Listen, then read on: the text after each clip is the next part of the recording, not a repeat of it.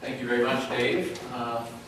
Also, on behalf of the Center and Lafayette College, I'd like to welcome you to this morning's program. And I would like to thank Dave Wagland he did all the hard work on organizing today's forum. And so I'd like to recognize the work that he's done. And also Terry Cooper, who's here, who's the administrative assistant at the Center, who's done a tremendous amount of work in organizing this forum as well. And in addition, of course, I'd like to thank Lafayette and Baxter Bank and Fulton Consultants for supporting us financially with this forum. So we hope that this will be an informative session this morning. It may not be all good news this morning, but we hope that we can provide some useful information for you. Let me open with this article that was in the current issue of the Municipal Reporter, the quarterly publication of the Pennsylvania Municipal League of Municipalities and Cities. Congress passed its fiscal 2011 budget that slashes funding for local programs. This is a headline we are going to see over and over again in the upcoming years. It is also the kind of headline we have already seen to some extent. Point back to an article that was in the Express Times back in April. Fed's cuts trickle to city grants. This will become less of a trickle and more of a flow, I think, in the future.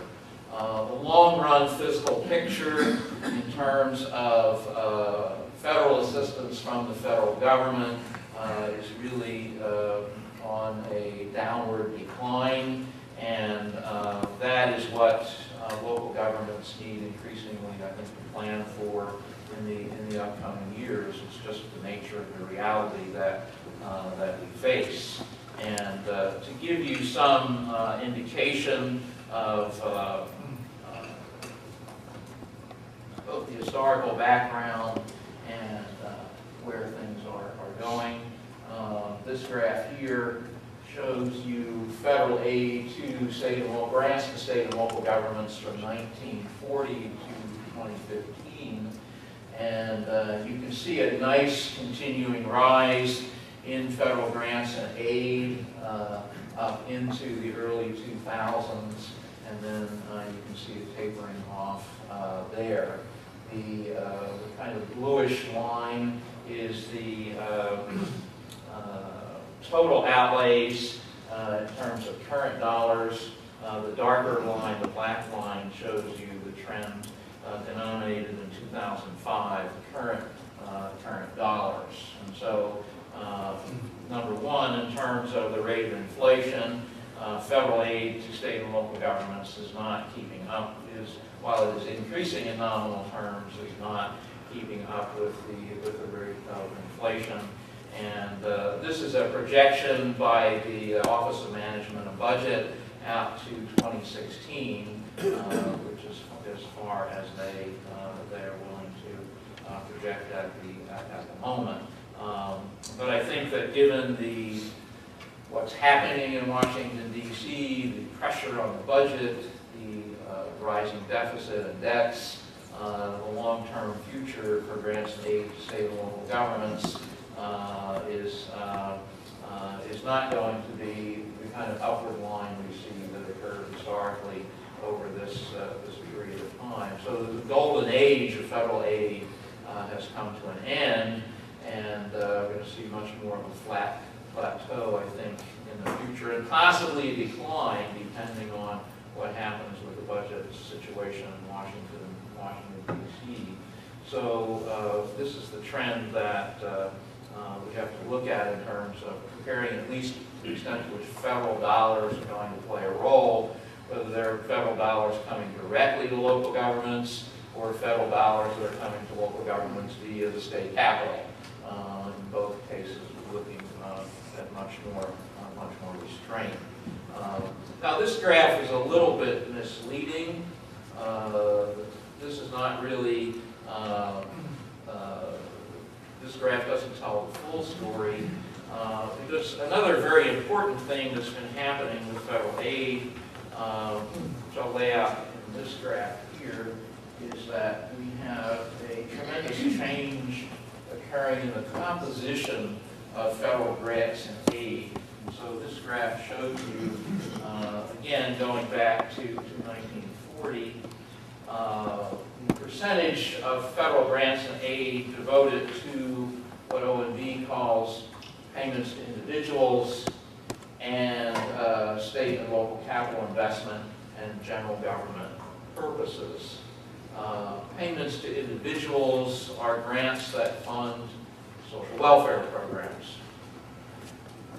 The biggest driver behind the current developments in terms of the patterns of composition of federal grant and aid is the single biggest driver is the Medicaid program. And so Medicaid is accounting for the fact that since around 1988, we have seen the percentage of federal aid devoted to social welfare programs, particularly Medicaid, going up very significantly, and the percentage of federal grants going to state and local capital investment, general government purposes, has declined very substantially over time. So even if there is an increase in overall federal aid, right, there's likely to be a decrease in the kind of aid that affects particularly local governments. What are we talking about in this category of federal aid? These are the grants for infrastructure. They're the grants for economic development and community development. They're the grants for housing. They're the grants for criminal justice. They're grants for general government administration. All of these are on decline as the proportion of grants is increasingly devoted to social welfare programs, of which Medicaid is the single largest program. So this is a trend that is likely to certainly continue into the future because for one primary driver behind Medicaid spending, of course, is the rising senior citizen population. Most Medicaid money today goes to long-term care for the disabled and for senior citizens. Medicaid now pays more than 50% of all nursing home bills in the United States, for example. So the rising senior citizen population means a continuation of the Medicaid program. The President's health reform bill calls for an expansion of Medicaid, something in the neighborhood of 15 million additional recipients coming onto Medicaid as part of expanding health insurance. The federal government will pay 95% of the cost of the new eligibles for Medicaid up through 2020. But beyond that, it's an open question as to whether states will have to increase their spending on it. Thank you. So the long-term future for federal aid to state and local governments is projected to follow this pattern. As you can see, there's a sharp, even more distance. OMB is projecting out to 2016. And this is as the new healthcare spending kicks in, the expansion of Medicaid is going to mean more federal money is going to be going to those programs and less money. So you see this over time in funding for elementary and secondary education. The federal government used to contribute 11 to 12% of the funding for K through 12 education. Today it funds about 8% of K through 12 education. And that's likely to decline too. The decline in money for highways, infrastructure, all these other programs that very much affect local governments will be following this trend line here. And so these are just the realities that we face as we look at the federal government dealing with its budget problems. And as you can see from the current debate in Washington, I mean, these are tough trade-offs here. Can you seriously think about making major changes in spending on entitlements like Medicaid and Medicare without significantly affecting a great many citizens in a very adverse way? So the federal government faces tough choices, and as a result, the programs most likely to be cut in the upcoming years, which are already seeing in the current budget are programs that fall into this category, and in order to protect the programs that fall into the entitlement categories as much as possible. And so this is kind of the basic fiscal trend we're looking at with federal aid. The last graphic I have to show, also not a good news graph either. The U.S. General Accountability Office, which is the research arm of the Congress, has been issuing every year now a study of state and local fiscal condition. And what they have developed is what they're calling a measure of the fiscal gap. The red line here, which they've projected out to 2060, is what GAO is projecting as the fiscal gap, namely the difference between current revenues and current expenditures for the state local sector out into 2060. And as you can see, the line goes down. They measured this as a percentage of GDP, and so they're projecting a continuing gap for the state local fiscal sector over the long term. The assumption here is that this is under current policy. Right? If current policies are sustained over this period of time, this is the fiscal gap that state and local governments are looking at. Now, to put some flesh on this, GAO concludes from their analysis of the state-local fiscal sector that in order to close this gap over the next 50 years, state and local governments would have to either increase revenues by 12.5% per year over the 50-year period to close the gap, or decrease expenditures by 12.5% per year over the 50-year period in order to close the fiscal gap.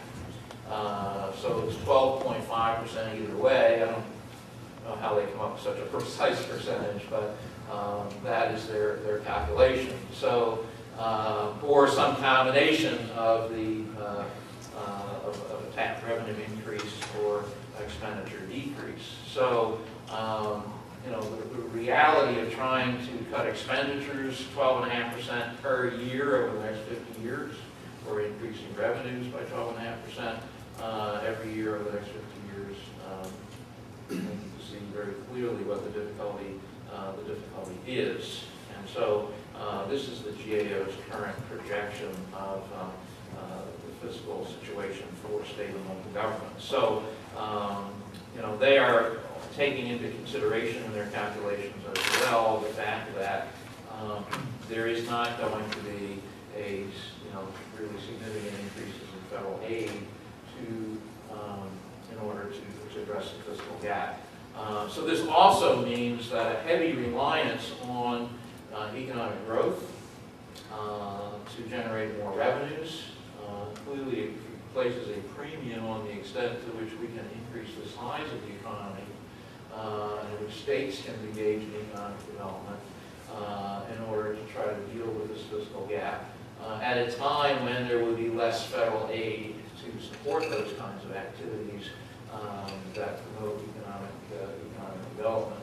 And so the continuing fiscal crisis then is going to continue well, is projected at least to continue well beyond the current recession. Even if the economy improves the next 3 or 4 years, we're still looking at a very difficult fiscal situation for state and local governments over the long term. So that's the good news I have to deliver this morning. Sorry about that. But this is, at least in terms of the federal government's role, we're looking for a limited role in the federal government in the future.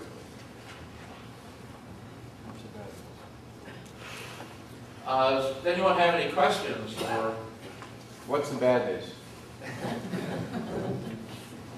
It's really hard at the moment on the fiscal side to find any good news coming down the pipe.